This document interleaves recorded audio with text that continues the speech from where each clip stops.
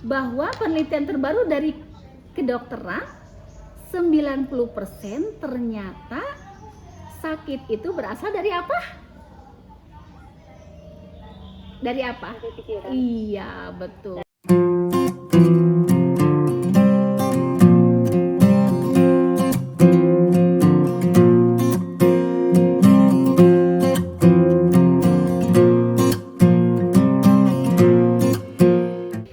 Itu hasil penelitian, itu harus hasil penelitian para ahli. Ternyata tubuh kita itu hanya korban dari kesalahan berpikir kita. Jadi sebenarnya yang harus dirapihkan dulu adalah pikiran kita. Nah, latihan tadi adalah salah satu latihan untuk menghadirkan senantiasa diri kita, ya, untuk hadir di saat ini, di sini kini, bahwa kita hidup di saat ini, kita nikmati saat ini agar kita bisa melepas, tidak terjebak dengan segala peristiwa buruk yang sudah terjadi di masa lalu atau kekhawatiran kita tentang masa depan. Karena kita kan masa lalu sudah lewat, masa depan belum tentu kita melewatinya kan. Hidup ini yang asli ini sekarang ini gitu loh. Kalau kita nggak bisa menikmati sekarang, bagaimana kita bisa menikmati hidup? Nah, seperti itu. Jadi tolong diingat-ingat latihan yang tadi, ya. Paling tidak minimal dalam satu hari jeda, stop dari seluruh aktivitas kita, sisakan waktu cukup 2-3 menit saja untuk jeda. Latihan seperti tadi. Jadi bisa dilatih lagi di rumah mulai besok atau mulai nanti malam. Jangan lepaskan kesempatan kita untuk berlatih agar sisa usia kita kualitasnya bisa lebih baik dengan cara latihan satu latihan sederhana ini saja. Ya, sisakan waktu dalam satu hari 2-3 menit saja. Kalau untuk pemula bisa 2-3 kali latihan ini. Kita bisa lakukan boleh sedang dalam kondisi apa saja.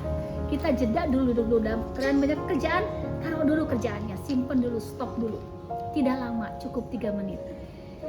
Kalau seandainya sedang menghadapi permasalahan, agar biasanya kita misalnya panik, biasanya kita khawatir, takut gitu ya. Nah, dengan latihan ini kita pada akhirnya nanti bisa menjadi pribadi yang lebih tenang. Karena ketika tenang, disitulah akan memudahkan kita untuk bisa berpikir lebih jernih. Nah, kalau berpikir lebih jernih, maka seluruh potensi yang Allah berikan kepada kita bisa hadir sepenuhnya, sehingga solusi bisa terlihat, terbentang, kita bisa lebih mendekat kepada Allah, kita bisa lebih berpasrah kepada Allah dengan diawali dengan latihan ini. Begitu ya teman-teman ya. Ada yang mau disampaikan lagi tadi yang merasakan apa? Mungkin pada saat latihannya boleh. Silakan. Mbak Evi? Oh iya, saya udah tahu Mbak Evi mau ngomong, walaupun belum ngomong. Iya Bunda, tadi waktu ini saya merasa ngantuk. Terus setelah membuka mata, ngantuknya hilang. Itu aja Bunda. Ngantuk ya? Mbak Evi baru pulang kerja kayaknya capek ya? Iya, tadi terasa lelah, capek gitu waktu Bunda suruh memejamkan mata, mengosongkan pikiran, itu terasa lelah, capek, mengantuk. Terus setelah membuka mata, ngantuknya hilang. Ya, memang setiap nggak apa-apa, setiap orang itu memang kondisi yang dirasakannya berbeda-beda. Dan juga ini kan baru pertama kali ya, kualitas kita dalam melakukan latihan ini juga kan namanya juga baru ya, namanya juga baru pertama kan. Gak apa-apa, terus dilakukan saja ya, agar kita bisa cepat merasakan kemanfaatannya gitu ya. Karena ya sekali lagi memang untuk kita ini ya yang hidup di era sekarang ini, memang begitu banyak segala sesuatu yang serba ketidakjelasan dalam kehidupan kita. pasti semua orang, siapapun kita pernah masuk ke dalam fase mengalami permasalahan dalam hidup, bahkan misalnya sampai terpuruk, bahkan merasakan sangat berat menjalani hidup gitu ya. Itu tidak apa-apa, kita semuanya insya Allah pasti pernah mengalami fase itu ya. Itu bersyukurlah bahwa kita pernah menjalani itu, berarti kita adalah manusia. Bahwa kita semuanya adalah manusia ya. Karena kita semuanya pernah menjalani fase itu ya, maka butuh sebuah cara, butuh sebuah teknik untuk mengatasi diri kita sendiri. Bagaimana nanti pada saat menghadapi permasalahan hidup kita bisa menghadapinya dengan tenang, agar masalah itu pada akhirnya menjadi berkah untuk kita dan kita mendapatkan hikmah kebaikan dari masalah yang kita hadapi. Akhirnya bisa kita menjadi pribadi yang lebih tinggi derajatnya. Lebih tinggi derajatnya itu macam-macam, bisa menjadi lebih struggle, bisa menjadi lebih kuat, bisa menjadi lebih kualitas kesabarannya menjadi lebih tinggi, kemudian kita bisa menjadi lebih bijak. Akhirnya tidak mudah memvonis kehidupan orang lain karena setiap orang menjalani kehidupan yang berbeda-beda. Kita juga akhirnya menjadi mudah untuk berprasangka baik kepada Allah dan kepada manusia lainnya. Yang terlihat oleh kita manusia yang bijak itu adalah semua orang itu baik, karena memang fitrahnya begitu ya. Semua manusia dilahirkan dalam keadaan fitrah. Fitrahnya itu adalah mempunyai fitrah ketauhidan. Artinya apa? Kita ini sebenarnya tidak bisa jauh-jauh dari Allah ya. Bahkan Allah itu, halo, masih bisa keterima ya? Halo? Masih? Iya, Oh iya. iya masih. Iya kok di layar saya. Bunda. Oh iya, di layar saya kok begini kenapa ya? Oh, iya iya. Pak Lasianto melakukan presentasi sudah mungkin terpencet Bunda. Oh iya iya iya iya. Iya baik. Nah, dengan latihan seperti ini ya.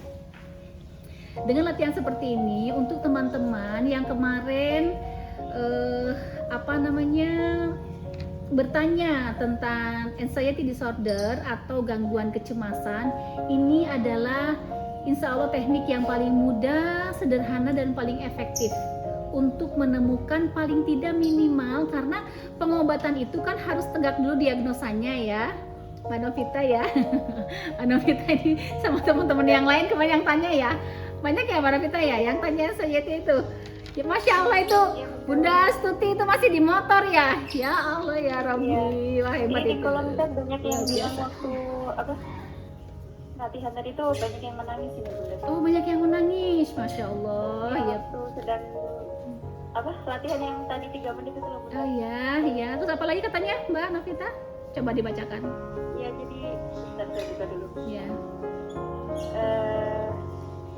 Ya ini banyak yang nangis, banyak yang merasa banyak kekurangan, kemudian semua kekurangannya itu terpikirkan di otaknya, kemudian akhirnya jadi air mata. Masya Allah ya. Mudah-mudahan ini adalah awal yang baik ya dari Allah ya. Ini adalah petunjuk dan bimbingan awal untuk kita bersama dari Allah untuk bisa menaikkan kualitas kehidupan kita ya. Nah dari seperti ini coba satu ini saja. Memang saya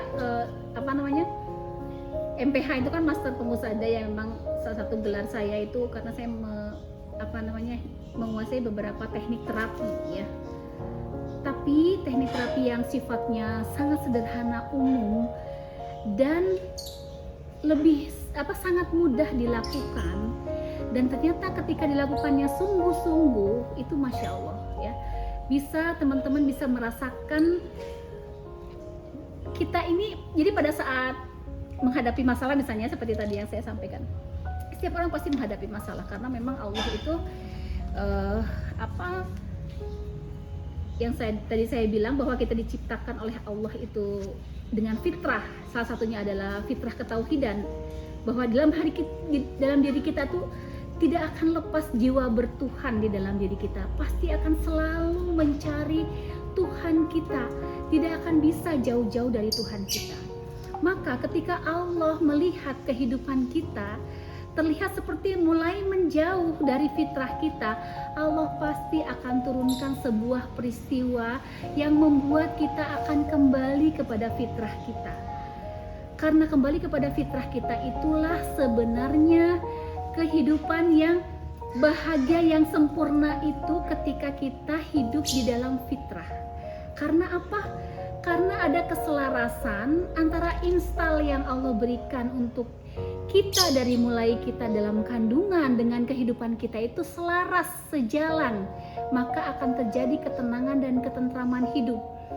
Dan ketika kita mulai keluar dari fitrah kita atas dasar kasih sayang Allah dari kasih sayang dari Allah itu, Allah pasti akan turunkan sebuah peristiwa ke dalam diri kita untuk menarik kita kembali ke dalam fitrah kita. Nah, ketika kita kembali lagi ke dalam fitrah, kita akan selaras. Disitulah letak kebahagiaan yang sebenarnya. Karena orang, siapapun dia, ya, ketika dia keluar atau melenceng dari fitrahnya itu sudah bisa dipastikan dia hidup dalam masalah gitu loh. Karena apa? Karena nggak sejalan gitu, nggak sejalan dengan program yang sudah diberikan oleh Allah dalam kehidupan kita. Makanya ketika kita diberi ujian, ya, diberi, Masya Allah, kalau tahu itu akan menjadi jalan keselamatan kita kelak kembali ke akhirat itu, kita akan sangat bersyukur ketika kita mendapatkan ujian dari Allah. Coba bayangkan kalau seandainya kita dipanggil oleh Allah dalam keadaan kita terlempar dari fitrah kita, ya, kita yang sebenarnya diciptakan oleh Allah untuk bisa berlemah lembut, bisa berkasih sayang, bisa berhubungan baik dengan siapapun, kita bisa berendah diri dengan siapapun, kita bisa saling menolong satu dengan lainnya, kita bisa mengikuti kelurusan agama Allah, dan kemudian dimudahkan oleh Allah untuk berpasrah diri kepadanya. Makanya saya pernah sampaikan terapi di kajian Zoom yang lalu itu ya, yang sekarang mungkin yang belum melihat boleh lihat di YouTube ya. Kenapa kok ada kata-katanya itu yang memudahkan dalam kondisi kita seperti apapun ya. Kalau bahasa psikologisnya ya, akui, terima, berdamai, dan lepaskan. Itu bahasa psikologi. Tapi ternyata itu selaras banget, relevan banget dengan ajaran Islam. Ya, makanya kata-katanya kan seperti itu ya. Kalau misalnya saat ini kita sedih, ya Allah, walaupun saat ini aku merasakan sedih ya Allah, aku terima semua perasaan sedih ini ya Allah. Aku ridho ya Allah, aku ikhlas ya Allah, dan aku pasrahkan ketenangan hatiku hanya kepadamu. Kenapa kata-kata yang seperti itu? Ternyata setelah diteliti, kata-kata itu juga yang relevan untuk memudahkan kita melepas dari stres dan segala beban emosi kita. Masya Allah ya. Makanya kata-kata itu tadi harus diingat-ingat dan harus dipakai setiap hari. Apapun yang kita rasakan, tinggal diganti walaupunnya itu gitu loh ya. Diingat-ingat yang dulu kan tinggal diganti walaupunnya untuk gangguan emosi atau perasaan. Terakhirnya apa? Aku pasrahkan ketenangan hatiku hanya kepadamu. Dan untuk gangguan fisik ya, kepasrahannya itu, dan aku pasrahkan seluruh kesembuhannya hanya kepadamu. Nah, kenapa kok langkah-langkah psikologi relevan dengan langkah-langkah agama itu seperti itu? Itulah salah satu jalan yang bisa menuntun kita agar kita bisa menjalani kehidupan dengan kesempurnaan kebahagiaan kita. Karena sebenarnya ya, keluhan apapun yang kita rasakan, baik itu keluhan ada di fisik, baik keluhan ada di perasaan kita, di pikiran kita, atau di hati kita ya, karena tubuh kita ini terdiri dari tubuh fisik, perasaan dan ruh kita yang spiritual itu, ya. Dan dari sekian unsur, 3 unsur yang ada itu, yang paling kuat itu spiritual, maka pengobatan model apapun yang dilakukan oleh seseorang yang sedang menjalani pengobatan, ketika tidak ada unsur spiritual di dalamnya itu pasti masih ada yang kurang, dan selalu akan dicari, ini apa ya, kok mungkin fisiknya bisa sembuh tapi hatinya kok masih tidak tenang. Pasti ada hal yang masih kosong, yang belum terisi. Karena manusia itu adalah makhluk spiritual, maka ketika segala macam pengobatan dan pelepasan beban-beban emosi itu tidak mengandung spiritual di dalamnya, pasti akan ada yang kurang dan ada yang merasa apa gitu yang dicari itu. Karena apa? Karena sekali lagi tidak sesuai dengan fitrah kita sebagai manusia gitu. Jadi semua permasalahan hidup itu sebenarnya adalah merangkul kita untuk kembali kepada spiritual kita. Sebenarnya seperti itu aslinya, ya. Itu tadi saja berlatih hanya 3 menit sebentar saja, kenapa sampai mengeluarkan air mata, ya. Karena dengan kita menyadari nafas kita itu, kita kadang-kadang selama ini kan seringkali, kenapa sih kita tuh susah bersyukur gitu ya? Karena salah satu sebabnya kita itu tidak melihat apa yang kita alami sehari-hari itu sebuah nikmat yang harus disyukuri gitu. Misalnya kita bangun tidur nih ya, bangun tidur, kemudian kita masih bisa bernapas kan? Kita masih bisa bernapas ya. Kadang-kadang yang ada dalam pikiran kita tuh, aku kan masih hidup, nafas ini kan hak aku gitu loh. Jadinya akhirnya kita sulit untuk bersyukur.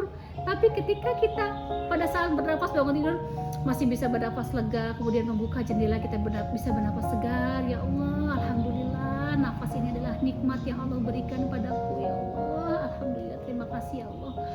Masih banyak di luar sana orang yang nafasnya harus dibantu dengan oksigen, saya diberi nafas yang normal seperti ini, bisa merasakan nikmatnya segarnya pagi. Kalau kita merasakan bahwa nafas kita adalah sebuah nikmat yang harus kita syukuri, maka kita akan mudah untuk bersyukur. Tapi kalau nafas kita anggap itu adalah sebagai hak kita sebagai manusia yang ya emang aku kan masih hidup ya, maksudnya Allah yang mengasih nafas lah sama aku. Itu kira-kira jatuhnya itu beda nggak di perasaan kita? Nah itu salah satunya kenapa kita bertemu dengan orang-orang yang baik, bertemu dengan orang yang ya masih misalnya baik itu kan macam-macam ya, bisa menunjukkan kepada kebaikan, bisa menunjukkan kepada kita kepada kesehatan, dikumpulkan oleh Allah dalam lingkaran yang di dalamnya ada orang-orang yang itu semua kan itu kan nikmat dari Allah. Karena itu semua terjadi itu karena izin Allah. Kalau Allah tidak izinkan itu mungkin saja mudah sekali bagi Allah kita dipertemukan dengan orang-orang yang membuat kita semakin hidup kita semakin terpuruk, semakin parah gitu ya. Bisa saja kan seperti itu. Nah, baik, ada yang mau disampaikan lagi? Silakan.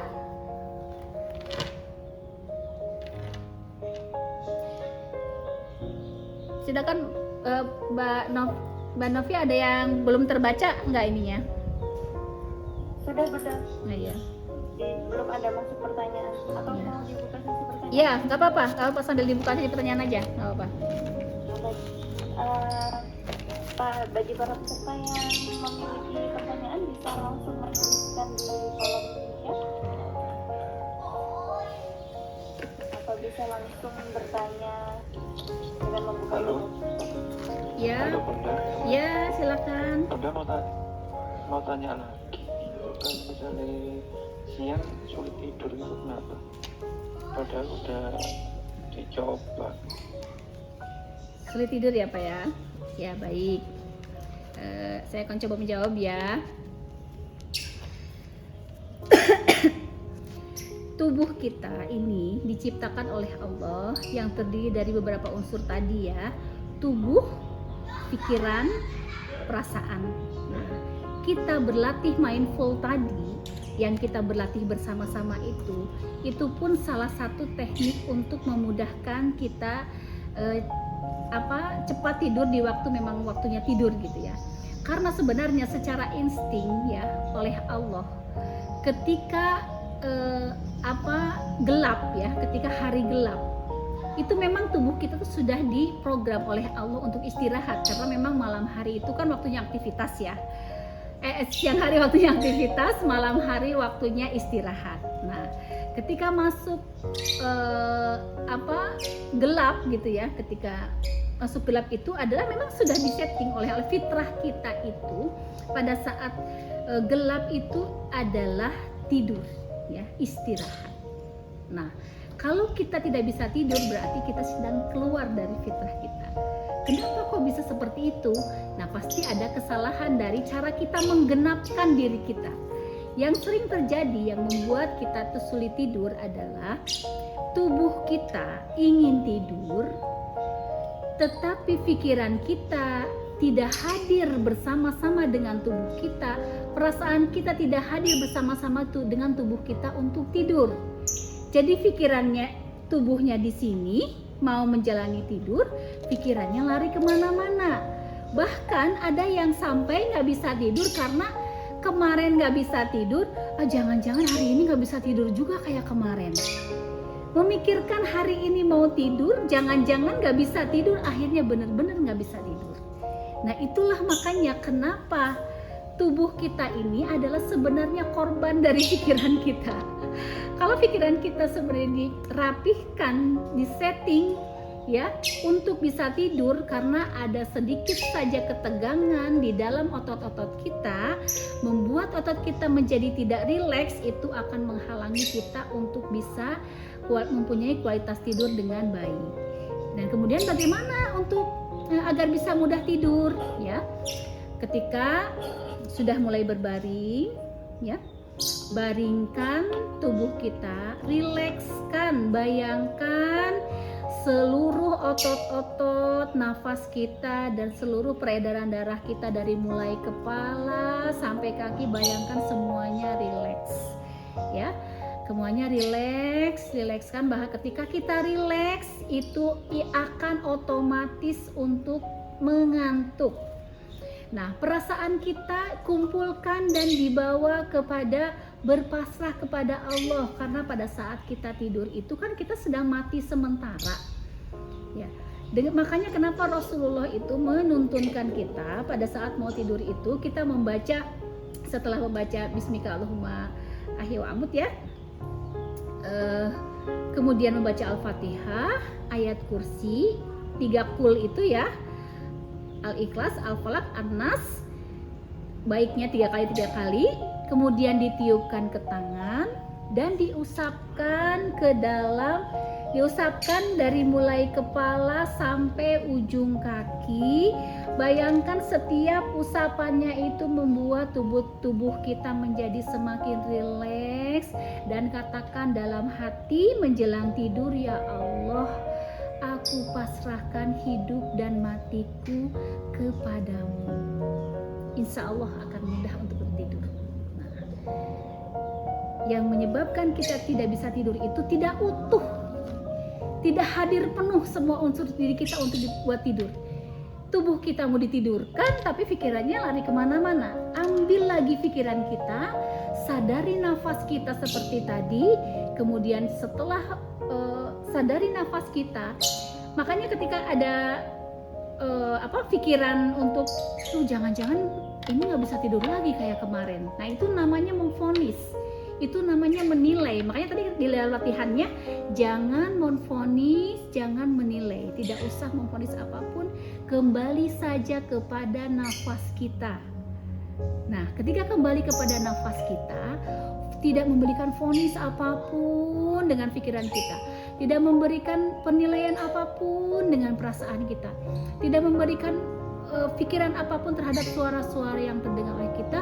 Kita fokuskan diri kita untuk berpasrah diri pada Allah, rilekskan seluruh tubuh kita.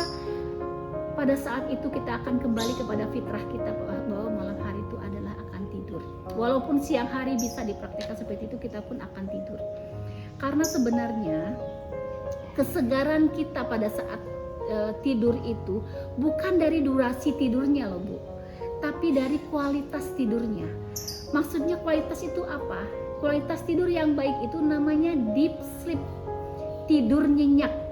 Tidur nyenyak itu apa? Tubuhnya rileks, pikirannya rileks, perasaannya rileks, hatinya berpasrah sepenuhnya sama Allah. Insya Allah kita pasti akan bisa deep sleep pada saat seperti itu. Begitu ya mungkin Bapak yang bertanya, mudah-mudahan bisa menjawab ya. Baik, silakan untuk yang lainnya. Ada 2 pertanyaan itu Oh, di chat. Oh, silakan. Ini langsung saya bacakan dua-duanya ya Bunda, karena Iya, boleh. waktunya sudah pukul 4 lebih 12 menit. Oh, Masya Allah, nggak kerasa ya. Iya. Pertanyaannya yang pertama, bagaimana tips untuk menerima semua kesalahan dan kekecewaan masa lalu supaya kita bisa menghadapi masalah-masalah saat ini? Karena terkadang kan kita itu dihantui dengan kesalahan kita di masa lalu, kekecewaan kita di masa lalu. Nah ini Bunda Siti Musliha ini bertanya bagaimana kita bisa menerima kesalahan dan kekecewaan kita sendiri di masa lalu. Kemudian yang kedua, jika tadi disampaikan bahwa fitrah manusia itu bahagia, bagaimana caranya agar bisa bahagia ketika Allah menghadirkan ujian dalam hidup kita, supaya kita tidak cemas berlebih dalam menghadapi ujian tersebut. Begitu Bunda pertanyaannya. Ini sebenarnya kedua pertanyaan ini adalah sudah terjawab dari kita latihan itu tadi, ya. Memang saya sudah sampaikan tadi bahwa setiap orang itu tidak sama, ya. Jadi memang harus dicoba berlatih dulu seperti latihan tadi yang saya tuntunkan tadi, ya. Dicoba latihan itu ketika ada pikiran, perasaan, tadi kan saya ada kata-katanya ya. Andai ada pikiran tentang masa lalu, ya kan? Nah, sudah sadari saja, kemudian kembali lagi kepada nafas Anda. Ketika Anda kembali lagi kepada nafas Anda, maka yang terjadi adalah kita lebih mengenal diri kita. Akhirnya kita lebih muncul, yang muncul pada akhirnya nanti, yang muncul adalah diri kita yang asli. Diri kita yang asli itu yang apa? Akan menyadari bahwa aku adalah makhluk Allah yang bernama manusia. Manusia itu sifatnya ada fujur, ada takwa. Bisa melakukan kesalahan, aku bukan malaikat. Kesalahan yang sudah terjadi di masa lalu itu bukan untuk disesali dalam jangka waktu lama, tapi ketika sudah ditaubati, Allah saja sudah memaafkan dan mengampuni keseluruhnya setiap kesalahan kita. Yang penting kita sudah bertobat. Kalau sudah bertobat itu apa? Sudah bertobat itu berarti 0, ya. Kalau sudah 0 itu berarti diri kita sekarang yang saat ini adalah diri kita yang baru, bukan diri kita yang menyesal dengan persoalan yang sudah terjadi di masa lalu. Kejadian yang sudah kesalahan, siapa sih manusia yang tidak pernah melakukan kesalahan? Semua manusia pernah melakukan kesalahan, ya. Besar dan kecilnya kesalahan itu bukan menjadi sebuah ukuran. Yang penting ketika kita menyadari bahwa itu sebuah kesalahan, kemudian kita sudah taubati, itu sudah zero, sudah tidak ada apa-apa di hadapan Allah. Allah saja sudah mengampuni kita. Asal kita benar-benar sudah taubat nasuha, ya. Berarti diri kita sudah mengenal bahwa aku tuh memang dulu adalah pernah melakukan dosa, pernah melakukan kesalahan, tapi kan itu dulu. Nah, ketika mengatakan tapi kan itu dulu, ya, kita menyadari inilah aku yang sekarang. Aku yang berusaha untuk lebih baik ke depannya, tidak mengulang lagi kesalahan yang sama, akhirnya lebih optimis karena insya Allah Allah pasti akan menjagaku. Ketika aku sudah bertobat, aku sudah memasrahkan diriku kepada Allah sepenuhnya, Allah pasti akan membimbingku, Allah pasti akan menuntunku, Allah pasti akan menjagaku dari perbuatan-perbuatan buruk yang pernah dilakukan di masa lalu. Dan insya Allah ini adalah diriku, ya Allah aku pasrahkan padamu. Apapun hidup dan matiku, aku siap ya Allah. Sudah hilang kesalahannya itu, merasa diri bersalahannya itu sudah hilang. Insya Allah. Tapi yang penting lakukan itu dengan keterlibatan perasaan yang dalam. Kadang-kadang kan orang kalau berdoa itu cuma komat kamit di mulut aja ya. Kadang-kadang kita juga begitu ya. Nah mulai sekarang perasaannya harus dilibatkan di dalam doa kita.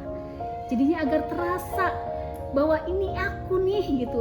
Ini aku nih manusia makhluk Allah gitu yang bisa salah, tapi aku juga selalu optimis Allah itu pasti akan membimbing aku. Insya Allah aku akan dimatikan oleh Allah dalam keadaan husnul khotimah, dalam keadaan keselamatan. Nah seperti itu. Kemudian yang kedua tadi, berarti apa ya? Apa Mbak Novi yang kedua tadi? Yang kedua tadi, oh ya, bagaimana caranya agar bisa bahagia ketika Allah itu sedang menghadirkan ujian. Jadi kita sedang diuji, tapi kita bagaimana Bunda menghadapi ujian itu, tapi kita tetap bahagia. Kemudian maaf Bunda, ada tambahan lagi. Ada yang ketika di keramaian itu timbul serangan panik, dada berdebar, susah, pusing, sepertinya sosiofobia itu loh Bunda. Nah ini Bunda Lina ini bertanya bagaimana cara mengatasinya. Ya, itu sama ya. Semua juga berangkat latihannya dari latihan tadi aja dulu yang sederhana. Karena memang ada beberapa teknik ini ya, tapi memang itu dicoba saja dulu yang tadi ya. Yang tadi sosial fobia juga sama, dicoba seperti itu. Jadi latihan ya sebelum berangkat, sebelum ada agenda mau berangkat ke tempat keramaian ya, berlatih dulu dengan seperti tadi ya, yang saya tuntunkan tadi.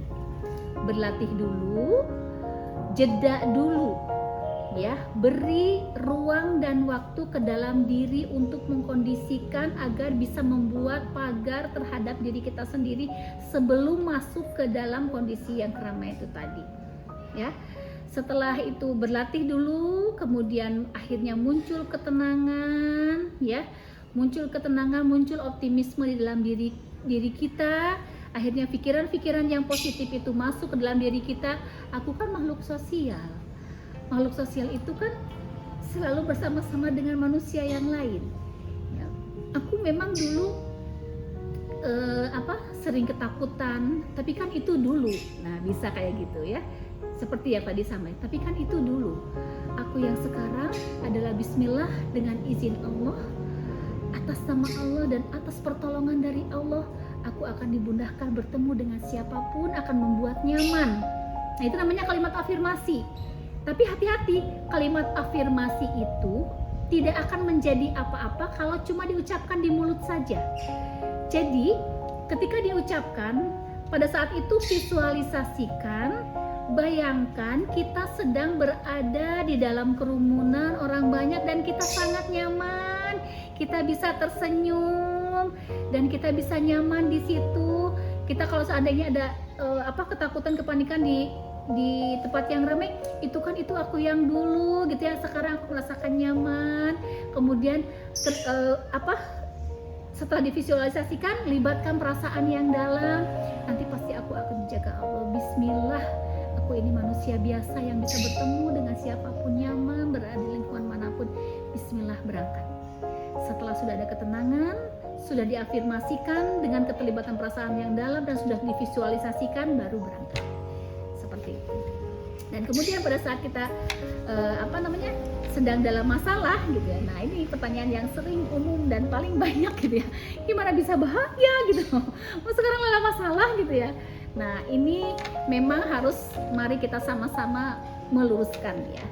Meluruskan persepsi dan pandangan kita yang harus menjadi patokan yang pertama dan utama sebelum kita memikirkan yang lain itu apa yang Allah tuntunkan kepada kita di dalam Al-Quran, apa yang Rasulullah sudah ajarkan kepada kita, bahwa ketika turunnya masalah itu tujuannya Allah itu bukan menyulitkan hidup kita ya.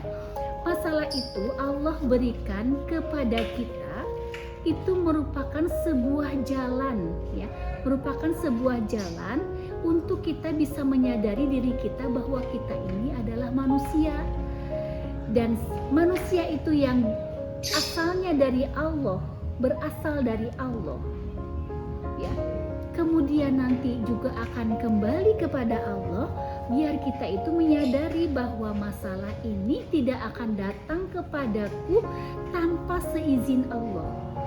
Dan segala sesuatu yang datang dari Allah itu pasti baik.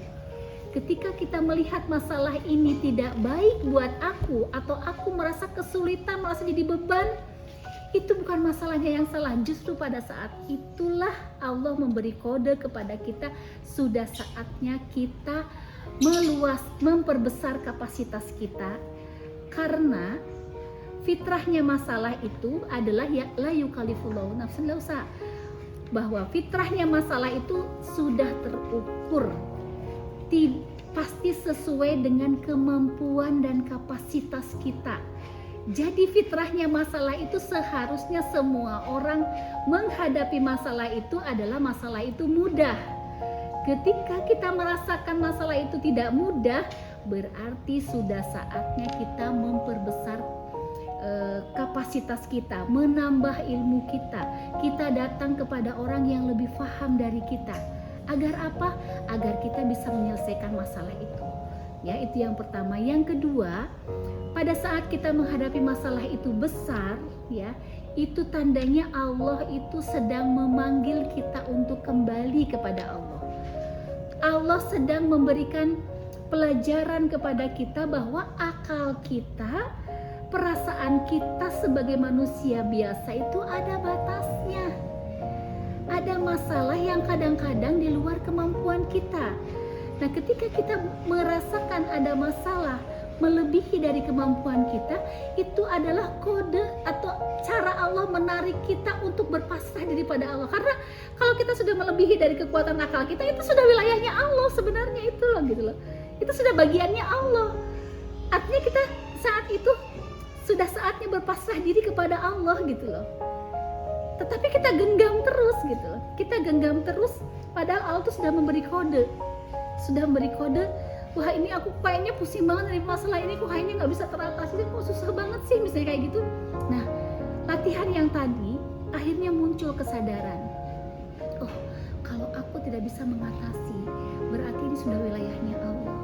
Berarti aku sudah tidak bisa berpikir lagi tentang masalah ini, sudah melebihi kapasitas kekuatan berpikirku, berarti ini sudah bagiannya Allah, sudah wilayahnya Allah. Berarti sudah saatnya aku berpasrah diri kepada Allah. Kemudian langsung ucapkan doa yang seperti tadi saya tuntutkan. Ya Allah, walaupun saat ini aku sedang diuji kesabaranku, misalnya oleh suami misalnya gitu ya, oleh suami, ya Allah, karena suami begini-begini, sampaikan semua karena sama Allah, karena Allah itu adalah sebaik-baik untuk mengembalikan segala rasa. Kalau ngomong sama orang lain, semengerti-mengertinya orang lain, tidak akan bisa orang lain itu mengerti sepenuhnya seperti yang kita rasakan. Tapi Allah itu mengerti karena kita itu adalah hambanya. Allah lebih tahu apa yang kita rasakan daripada kita sendiri. Allah lebih tahu apa yang terbaik buat kita daripada diri kita sendiri. Makanya kalau kita kembalikan pada Allah, disitulah sebenarnya puncak ketenangan kita. Jadi pada saat tidak ada masalah, contoh ya tadi, ya Allah, walaupun pada saat ini aku merasakan berat sekali menghadapi masalah ini, ya Allah, aku merasa diuji kesabaranku karena suami begini misalnya gitu ya. Aku terima semua perasaan ini, ya Allah. Aku ikhlas, ya Allah. Aku ridho, ya Allah. Dan aku pasrahkan seluruh ketenangan hatiku kepadamu. Dan aku pasrahkan seluruh jalan keluarnya padamu, ya Allah. Aku yakin Engkau tidak akan mungkin membebani hambamu di luar batas kemampuanku. Aku yakin, ya Allah. Maka aku pasrahkan, jangan berikan masalah kepadaku walau setitik. Kalau seandainya aku tidak mampu, ya Allah, uruslah, ambil alihlah semua permasalahanku, karena aku yakin hanya di tanganmu semua masalah akan menjadi selesai dengan sempurna. Nah, seperti itu ya.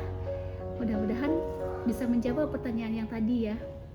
Nah, kalau seandainya teman-teman masih merasa kurang untuk karena memang begitu ya, kalau di kajian di virtual itu memang terbatas sekali ya waktunya ya. Jadi nanti boleh untuk diteruskan di grup, boleh bertanya di grup. Kadang-kadang kalau Wapri itu kadang suka terjawab, tapi kadang suka tenggelam gitu karena kayaknya konsultasi banyak ya. Saya khawatirnya kalau di grup kan saya suka mantengin terus grup ya yang saya bina. Jadi saya suka ngelihat kalau di grup. Tapi kalau Wapri kasihan gitu, khawatirnya kadang-kadang belum kejawab, udah ke bawah banget gitu. Jadi saya harus scroll ke bawah jauh gitu. Jadi boleh di grup disampaikan lagi.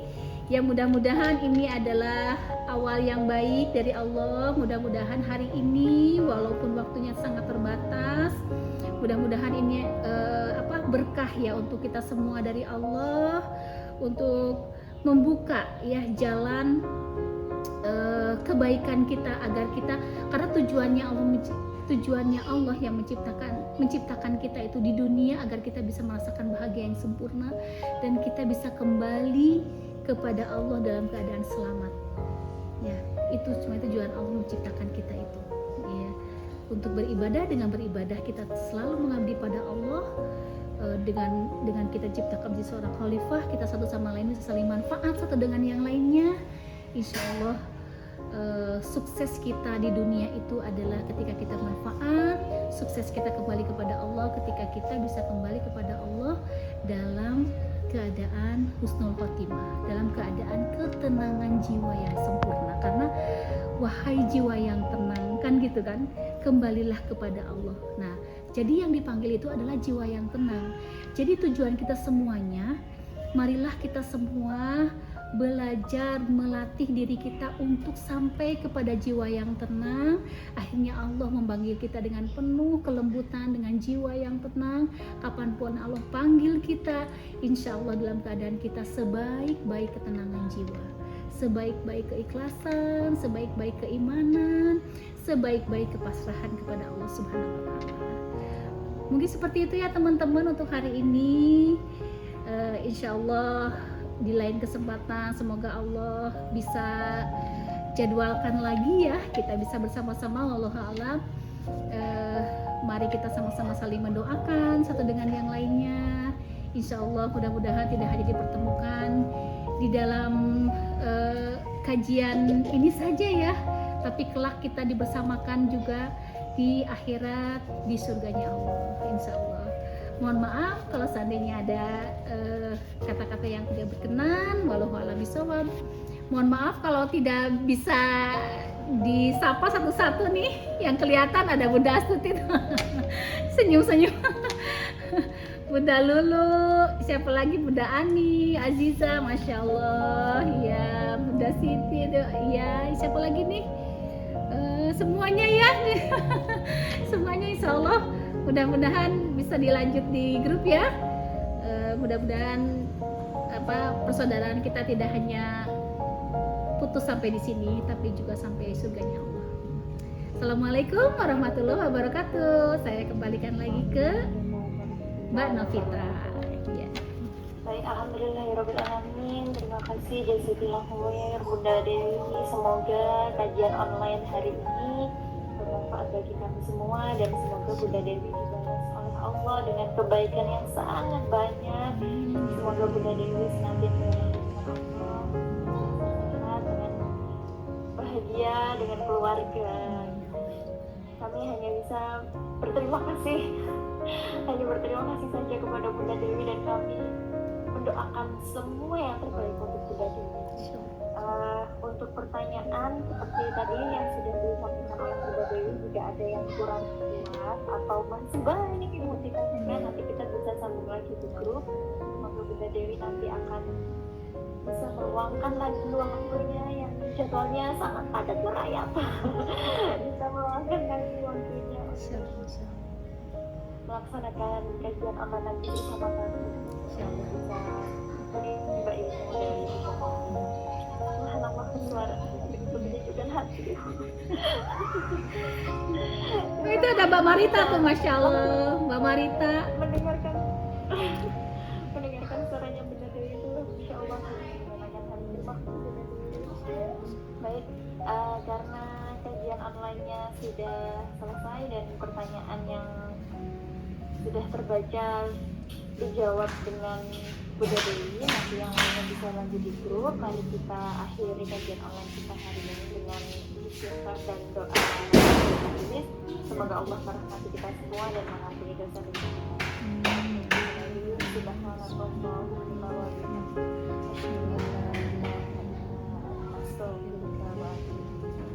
saya akhiri. Wassalamualaikum warahmatullahi Waalaikumsalam. Sampai ketemu lagi teman-teman. Ya. wabarakatuh.